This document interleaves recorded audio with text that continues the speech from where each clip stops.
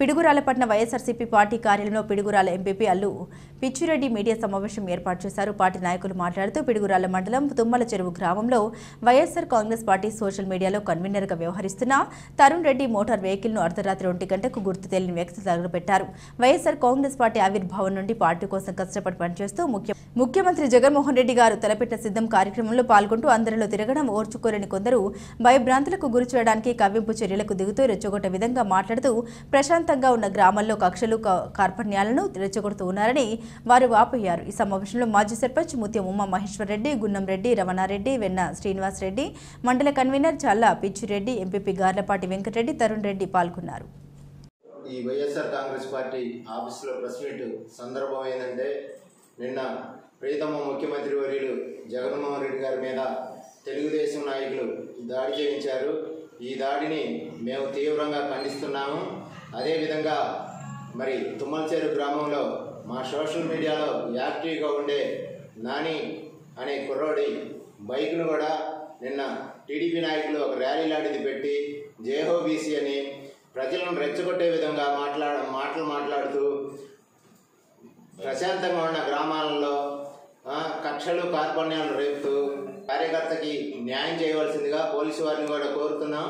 Party పరంగా అతనికి అన్ని విధాలుగా మహేష్ రెడ్డి గారు కానీ, మన ఎంపీ అభ్యర్థి అనిల్ గారు కానీ పార్టీ మొత్తం కూడా అండగా ఉంటుందని, ఎలాంటి చర్యలు ఏది జరిగినా పార్టీ వాళ్ళందరూ కలిసి సపోర్ట్ చేస్తామని చెప్తున్నాం.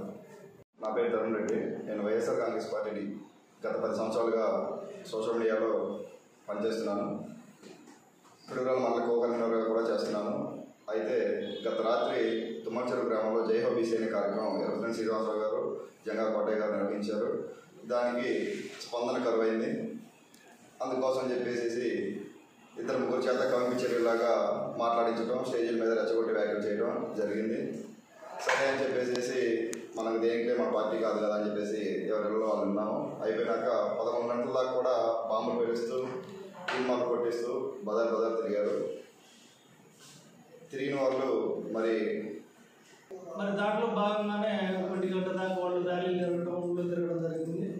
తర్వాత అనుకోకుండా మా వైసీపీ కార్యకర్త తరుణ్ రెడ్డి వెహికల్కి ఎవరు గుర్తు తెలియని వ్యక్తులు, మాకైతే ఐడెంటిఫికేషన్ లేదు, ఎవరు చూడలేదు, పార్టీ మీద బ్లేమ్ అయ్యే లేదు, గుర్తు తెలియని వ్యక్తులు బండిని ధ్వంసం, పెట్రోల్ పోసి నింపడించి ధ్వంసం చేయడం జరిగింది.